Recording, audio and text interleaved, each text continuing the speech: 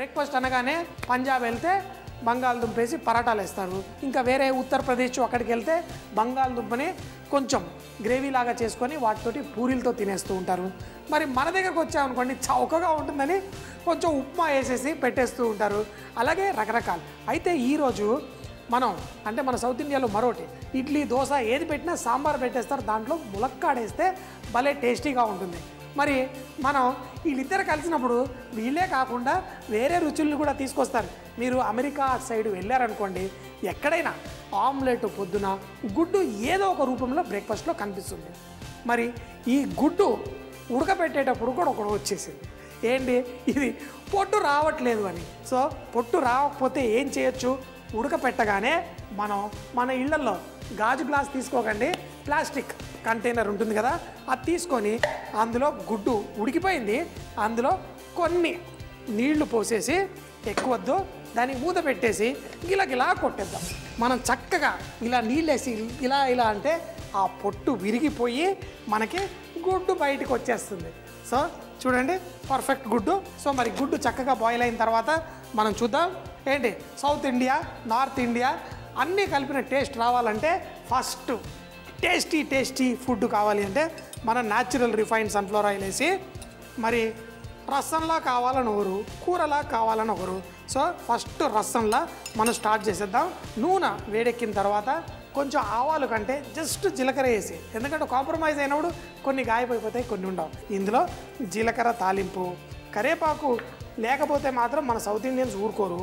So మరి కరివేపాకు కూడా వేసుకొని మనం స్టార్ట్ చేద్దాం. దీంట్లో లైట్గా కొంచెం కరివేపాకు వేసుకొని దీంట్లో కొన్ని పచ్చి ఉల్లిపాయలు కూడా కొన్ని వేసుకొని మనం స్టార్ట్ చేసేద్దాం. మంచి రసంలా ఒక తయారు చేసుకొని దాంట్లో మనం చేసుకుందాం. మంచి సాంబార్లో మంచి టేస్ట్ రావాలంటే ములక్కాయలు వేసుకుంటాంగా, ఇందులో కూడా ఈ ములక్కాయలకి పైన పొట్టు ఏదైతే ఉంటుందో దాన్ని తీసేసి ములక్కాళ్ళు కూడా వేసి దీంట్లో వేసుకుందాం. అయితే కోడిగుడ్డు ఆల్రెడీ ఉడికిపోయింది. మనం ఏదన్నా కోడిగుడ్డు దేంట్లో అన్న వేసేటప్పుడు దీన్ని లాస్ట్లో వేసుకోవాలి ఉడికిన గుడ్డు. ఎందుకంటే ఇందులోనే వేసేస్తే ఈ లోపల సొన బాగా ఉడికి పచ్చటి సొన నల్లగా అయిపోతుంది. అలా కాకుండా ఉడికిన గుడ్డు మనం గ్రేవీలో వేసుకునేటప్పుడు అంతా అయిపోయిన తర్వాత లాస్ట్లో వేసుకోండి. కావాలంటే కొంచెం అంత జ్యూసెస్ లోపలికి వెళ్ళేట్టు కత్తి పెట్టి ఇలా లైట్గా అనండి.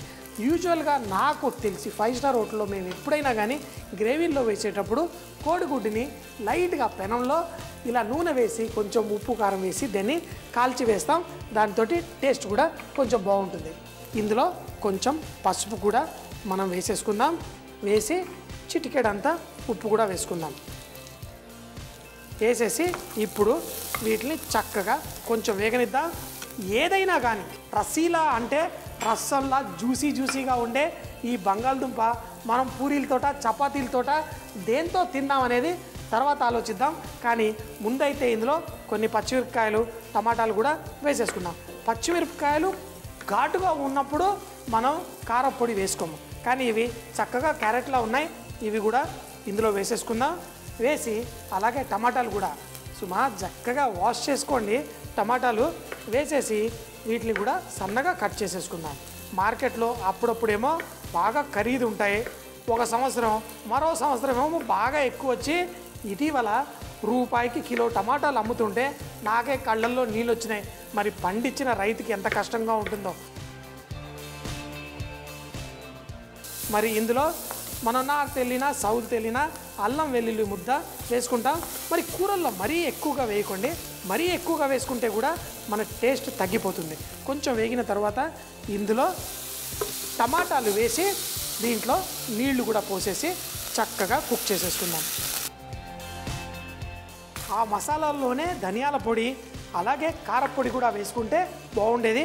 ఇలా నీళ్ళల్లో వేసినా పర్లేదు. ఇప్పుడు ఇది చక్కగా బాయిల్ అయి మన గ్రేవీ రెడీ అవుతుంది.